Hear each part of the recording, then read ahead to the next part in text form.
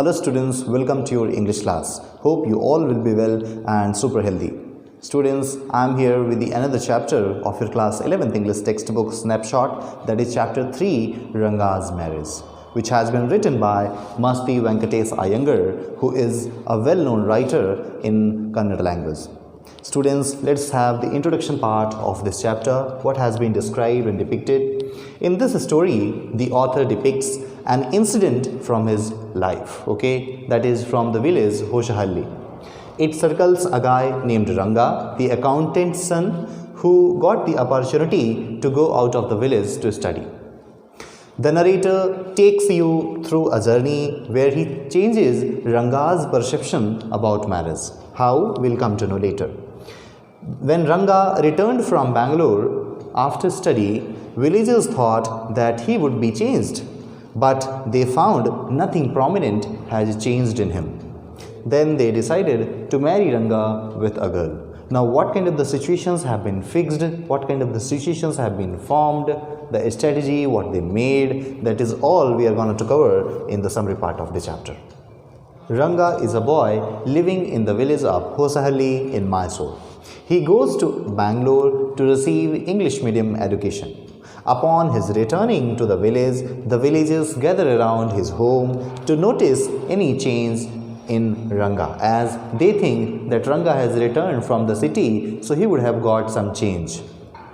However, to their disappointment, they found Ranga same as he was before.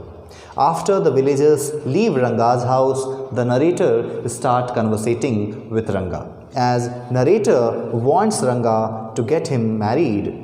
But to his dismay, Ranga has a very different views about marriage at that point.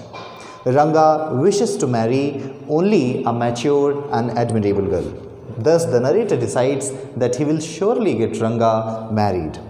He feels that Ratna would be a perfect match for Ranga, as she is an expert in playing musical instruments like veena and harmonium. Thus, the narrator stages the entire reunion of Ranga and Ratna. Upon seeing Ratna, she mesmerizes Ranga. However, the narrator plays a game and lies to Ranga that she is already married. This disappoints Ranga as he starts liking her. The narrator then manipulated the village Sastri, the astrologer, to say things in his favor. Then the astrologer asks questions to Ranga, which helps him to admit the fact that he likes Ratna. After this, the astrologer tells Ranga that he is in love with a girl whose name resembles Ratna. Upon hearing this, Ranga gets very happy but sad again, as she is already married. On their way back, the narrator confirmed that Ratna is not married, only to find Ranga happy and full of hope. Then the narrator decides to set up their marriage. He goes to Ratna's house to ask her hand for Ranga. Finally, the story fast forwards to 10 years later, where Ranga is visiting the narrator to his son's 3rd birthday. We learn that Ranga and Ratna got married, and Ranga named their son after the narrator who made the marriage happen. So this has been the short summary of this chapter. Students, if I ask, what do you understand? What do you find? What do you observe in this comical and humorous chapter? We see the beauty of an unusual, or we can say an old-fashioned village, where its customs and traditions highlight the struggle to preserve its culture against westernization. So this has been the short summary of this chapter. Hope you would have got it.